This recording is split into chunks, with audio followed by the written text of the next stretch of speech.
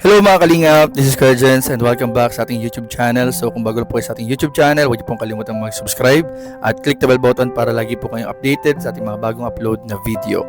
So ayan po, medyo na-late po yung ating upload ngayong araw kasi ang dami ko pong ginawa kanina at grabe, sobrang init po sa labas mga kalingap. Kaya sa mga kababayan po natin, sa mga manonood po natin na nasa mga lugar na sobrang init, ay siguraduhin po natin na palagi po tayong hydrated, uminom ng maraming tubig, wag po tayong masyadong magbilad sa init ng araw, wag po tayong masyadong magpainit, magpatuyo ng pawis, at siguraduhin po palagi po kayong may dalang mga ekstrang damit, para kung sakaling mapawisan tayo ay madali tayong makakapagpalit po ng bago.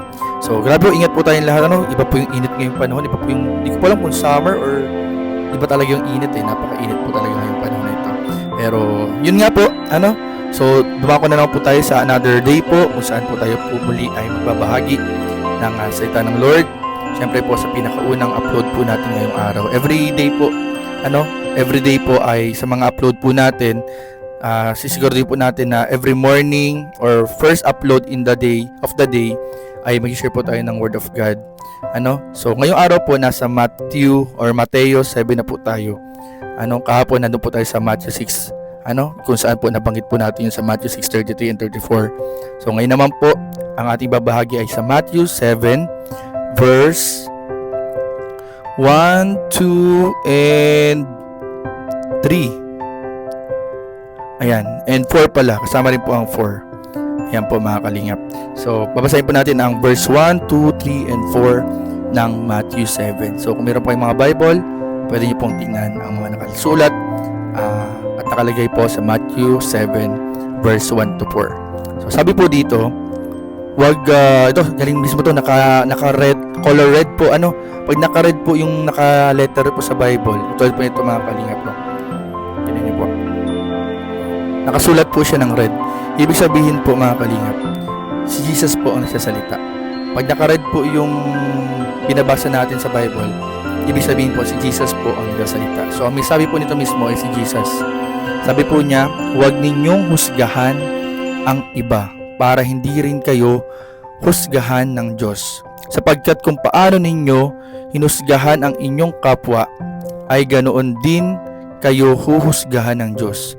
Bakit mo pinupuna ang munting puwing sa mata ng kapwa mo, pero hindi mo naman pinapansin ang malatrosong puwing sa mata mo? Paano mo masasabi sa kanyang kapatid, tutulungan kitang alisin ang puwing sa mata mo, gayong may malatrosong puwing ka sa iyong mata? So ang Diyos po ang nagpuri sa pagkabasa ng kanyang salita. So napakaganda po ng Word of God ngayong araw po. So ito po ay pinapaalalahanan po tayo ng Lord na wag po tayong madaling maghusga. Napaka-toxic po ng social media, napaka-toxic na po minsan ng mga nangyayari sa mundo, napakadali pong mag-judge, napakadaling gumawa ng kwento, napakadaling sabihin na natin na manira.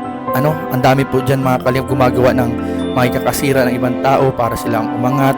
Meron po mga gumagawa ng mga fake news, may mga gumagawa rin po ng mga issue, para lang magawa ng kwento yung ibang tao. Ang problema lang po sa ginagawa nila na yan, na sabihin na natin yung iba ginagawa nila para umangat sila, ay meron po silang natatapakang tao at meron po silang nasaktan sa mga ginagawa nila. So dito, pinapaalalahanan po tayo ng Panginoong Jesus na huwag ninyong husgahan ang iba para hindi rin kayo husgahan ng Diyos. So napakaganda po, napakalinaw po ng kanyang sinabi, na pag tayo ay madaling maghusga sa ibang tao, ay hindi po ang taong yun ang maghuhusga sa atin pabalik, kundi po ang Diyos mismo ang maghuhusga naman sa atin kapag tayo nanghuhusga ng ibang tao. Sapagkat kung paano ninyo hinusgahan ang inyong kapwa, ay ganoon din kayo uhusgahan ng Diyos. So kung madali tayong maghusga sa ibang tao, ay parang ganoon din po yung gagawing panghuhusga sa atin. Kaya dapat po, bago tayo magsalita, gumawa ng mga kwento, ng mga panghuhusga, ay siguraduhin po natin na wala pong masaktan, walang fake news, wala pong mga makakasira o makakasakit doon sa ibang tao. Meron nga dyan po, ito pinapalalahanan tayo na bago tayo mampuna, kunyari may nakikita tayong mali ng iba, kung meron man tayo nakikita ang mga mali ng ibang tao, ng kapwa natin, ay mas maganda na i-correct muna natin. I-correct muna po natin, nang hindi siya ma-offend. Nang hindi po siya ma-offend. Kunwari, may nakita tayong mali sa isang tao, i-PM natin. Okay, ito yung napansin ko po ito, baka po pwede nating may correct or pwede nating mabago. Ganyan. So, bago natin husgahan yung ibang tao, bago rin tayong maghusga, i-check din natin yung sarili natin. Baka naman yung inuhusgahan natin ay merong mas kahusga-husga sa sarili natin. So, sabi dito, dapat bago tayo magsiyasat ng ibang tao, yung sarili muna po natin ang tingnan po natin. Bago tayo mampuna ng ibang tao, punahin muna po natin yung sarili natin. Yung masisigurado po natin na walang kapuna-puna sa sarili natin bago tayo pumuna. Pero syempre, iwasan na rin po natin na magpuna ng ibang tao. Kung meron man tayong mga tinatawag na constructive criticism para sa ikakaganda, ikakabuti ng isang taong yun, mas maganda na idiretso mo na sa kanya. Huwag nyo nang paanin, huwag nang palaganapin na parang pinapakalandakan pa, hindi pa naman pala sigurado, pinapakalat na. So, ito po, reminder po ito, ang word po ng Lord, ang word po ng Lord ay napakagandang reminders po sa ating lahat. Hindi lang po ito sa mga viewers, kundi maging sa akin na nagbabasa. Nobody's perfect po. Walang perfect po, only Lord God, only Jesus Christ is perfect in this world. Wala pong perfect na tao. Si Lord lang po. At ayun po, ito po ay reminder hindi lamang sa mga viewers, kundi po kahit po sa akin. Kasi ang Word of God po is like two-edged sword. So kunyari, may mga kapatid tayong nag-share ng Word of God.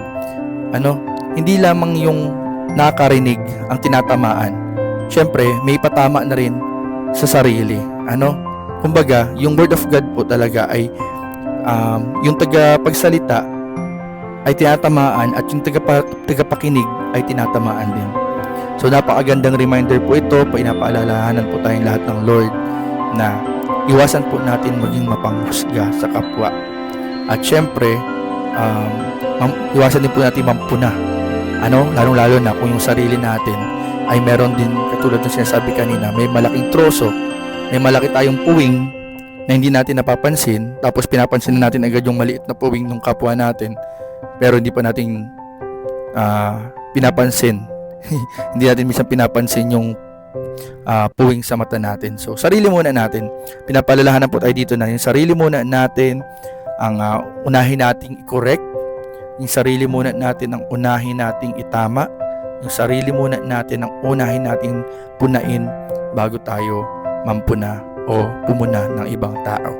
So, yun lamang po mga kalingap, napakaganda po. Sana po ay meron po tayong natutunan ngayong araw na ito. At ito po mga kalingap ay napakaganda kasi mismong si Jesus Christ po ang nagsalita ng Word of God natin ngayong araw. Galing po sa kanya mismo itong salitang ito mga kalingap.